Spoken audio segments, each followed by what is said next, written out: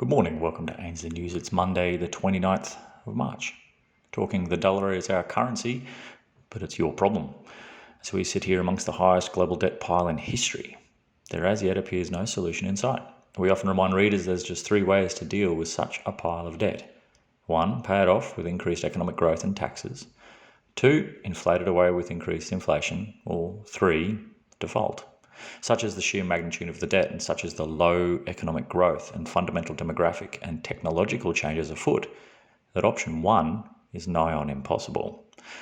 That's from a growth perspective, and modern politics means that tax hikes large enough to make a dent are unlikely, and their likely flow-on effects disastrous, regardless anyway.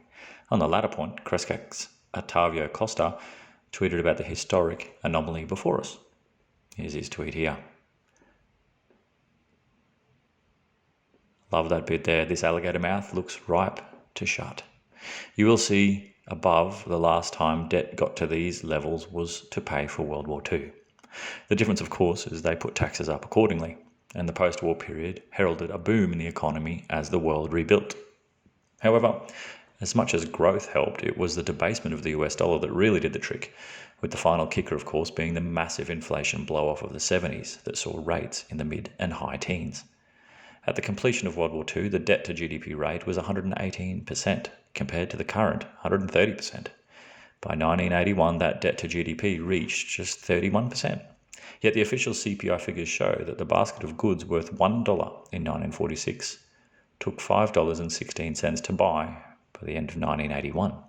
Put simply, the US dollar lost 81% thanks to the inflationary actions of the Fed and US Treasury. When the world saw this playing out and the US dollar was backed by gold, not surprisingly, they started taking the gold in lieu of debased dollars. To stop this flow, President Nixon ended the convertibility of the USD for gold, and hence the gold standard in 1971. The USD officially went full fiat, backed by nothing but the promise of the US government. In a brief but insightful quip by the then US Treasury Secretary John Connolly to the G10 in Rome in 1971, he arrogantly said to the world leaders, "The dollar is not our currency, but it's your problem." From that time to 1980, gold surged from the pegged $35 to its natural $800. And so here we are in 2021. We have the uber-dovish Mr. Powell in charge of the Fed and his equally uber-dovish Fed predecessor, Miss Yellen, now the US Secretary or Treasury Secretary in a Democratic administration. What a double act. The problem is we don't have the sort of economic setup of a post-war economy. That era saw a hard end to something that required enormous rebuilding. Now we have, and another Queensland lockdown is announced just as we're speaking today, wave after wave of COVID lockdowns and broader effects. Even a full recovery would take us back to what was a weak economy, and people are forgetting base effects when looking at strong GDP prints, or big percentages on small base are still relatively small. On top of this, we have the opposite demographic setup, aging population and not booming.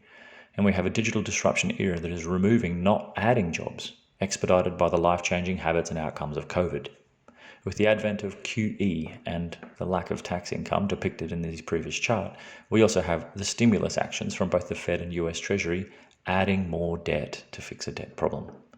So going back to those three means of reducing debt that we've already talked about. Rampant inflation equals gold wins. If they default, gold wins. And if you think we're going to grow our way out of this, well, best of luck. Well, that's news for today.